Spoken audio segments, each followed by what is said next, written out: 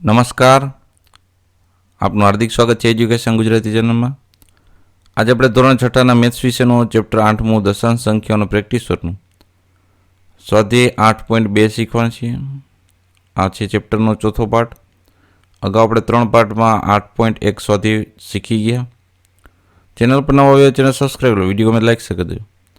Standard 6 maths chapter 8 practice work કરીને આપણે પ્લેલિસ્ટમાં મૂકી દીધું છે, જેથી તમને સરળતાથી મળી શકે.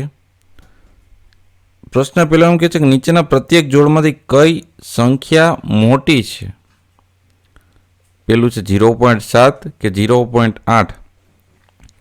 તો 0.7 કરતાં 0.8 મોટા છે, કારણ કે જો જેમ તમે કિંમત ડાબી બાજુ જાય ને એમ ઓછી થાય, જમણી બાજુ જાય એમ વધારે થાય.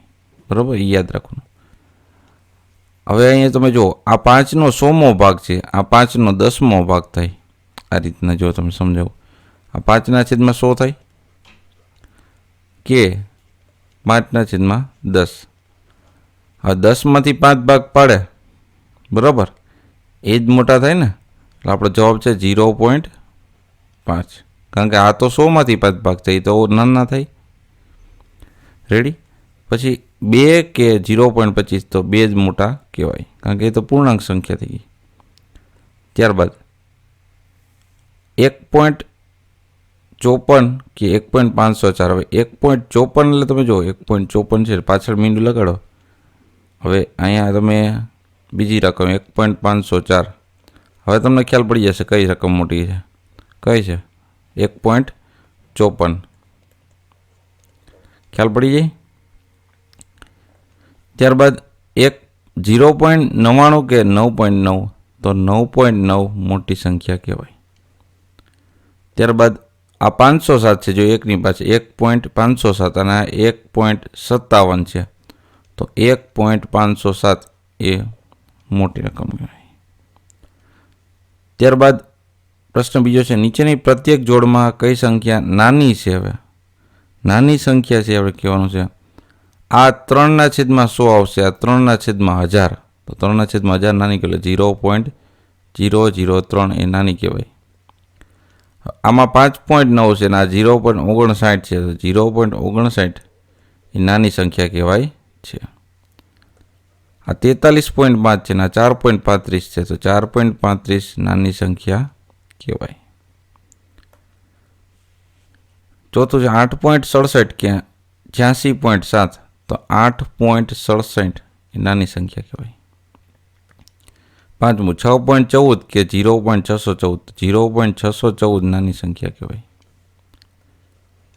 6.35 કે 63.0, એટલે કે 6.35 છે એ નાની સંખ્યા છે.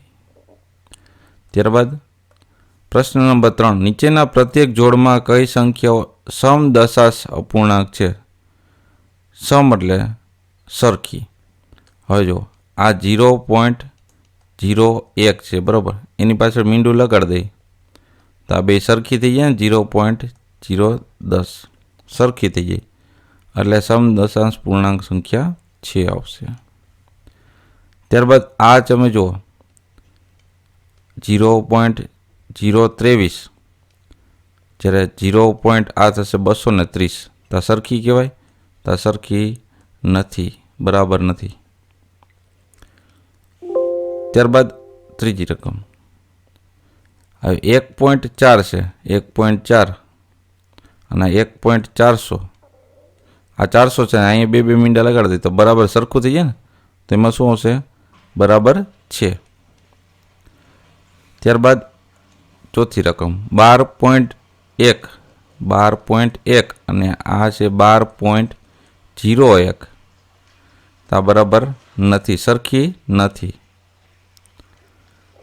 પાંચમી રકમ છે 22.5 અને આ 22.500, તો પાછળ બે મીંડા લગાડી શકે તો સરખી છે. કે છે? સરખી છે. ત્યારબાદ 6.02, તો 6.02 બરાબર 6.020 છે અહીંયા, તો 20 અહીંયા કરી શકે, બરાબર છે, સમઅપૂર્ણાંક છે. ત્યારબાદ પ્રશ્ન નંબર આપણે 4 જોઈશું કે આમાં જે સંખ્યા સરખી હોય બરાબર અને જે સંખ્યા નાની હોય બાજુ કોણી એની બરાબર. આને હું કોણી કહું છું એને કોણી મારવાની, નાનાને કોણી મારવાની એમ યાદ રાખવાનું. હવે આમાં નાનો કોણ છે તો અહીંયા 40 થાય, અહીંયા 4 જ છે તો આ નાનો થયો. અહીંયા 0.97 છે અને 9.7 છે એટલે 0.97 નાનો થયો. આ 2.3ની પાછળ 2 મીંડા લાગે 300 થઈ એટલે બરાબર સરખું છે. આ 4.03 છે અને આ 4.30 છે એટલે 4.03 નાનો કહેવાય. આ 0.35 છે, આ પાછળ મીંડો લગાડો 350 થઈ 0.350 અને આ 0.035 છે એટલે નાનો થયો કહેવાય. 52.07 છે, પાછળ મીંડો લગાડે તો સેમ ટુ સેમ 52.070 થઈ એટલે સરખા છે.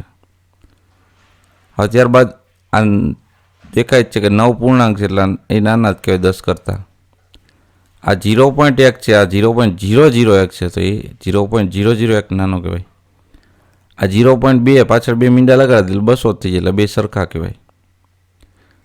આ પણ સમાન જ કહેવાય કારણ કે મીંડું એક લગાડી દે એટલે 0.300 બે સરખા જ કહેવાય. પાછળ મીંડું લગાડી શકે બરાબર, પોઈન્ટની પાછળના અંકમાં ઘટતું હોય તો. તાત આપણે સ્વાધ્યાય 8.2નું સંપૂર્ણ પ્રશ્ન 1 થી 4નું સોલ્યુશન જોતા રહો એજ્યુકેશન ગુજરાતી ચેનલ શીખતા રહો. થેન્ક યુ, આભાર.